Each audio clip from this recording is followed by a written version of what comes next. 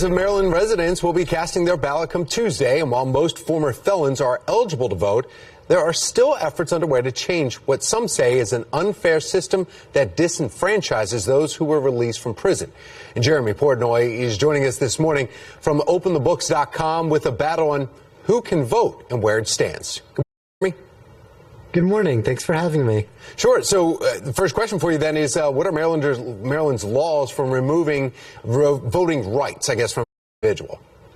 Yeah, so it's different in every state. In Maryland, in 2007, they gave former felons their right back to vote once they're totally done with their sentence.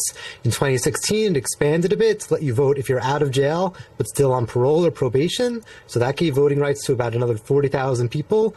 But there's still some groups saying it's not perfect, right? You've got groups like Common Cause Maryland talking about how a lot of former felons don't realize they can vote once they're out of jail. No one advertises this fact.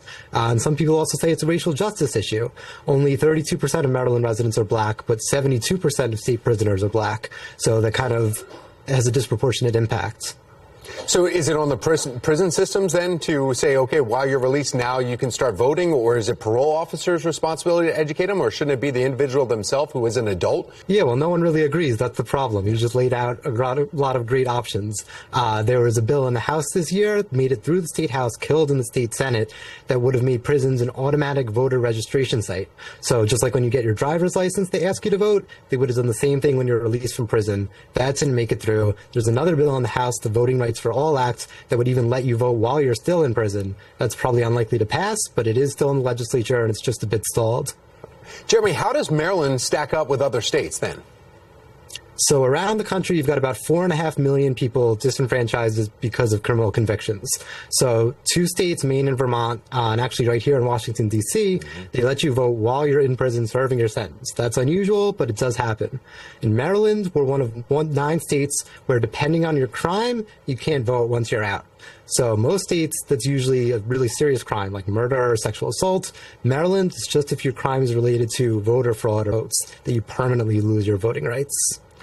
Jeremy, who is the face that's actually running this, or would be able to push it, I guess, in that position, in charge of making the decisions and who gets educated about it, voting and who does not?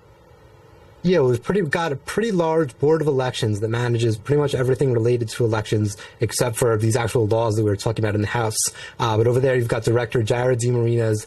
He's making $160,000 a year. He's got 25 others with him making 6 figures, and they all get appointed by that 5-member board of elections. So you probably remember one of those members was arrested earlier this year for allegedly being part of the January 6th riots, but they're still making those decisions at the top. Jeremy Portnoy with openthebooks.com. Thank you so much for laying out some of the frustrations that some voters may have, and the education, though, that we may need to find out exactly who is responsible for that. So thank you. Thank you. I'll see you next week.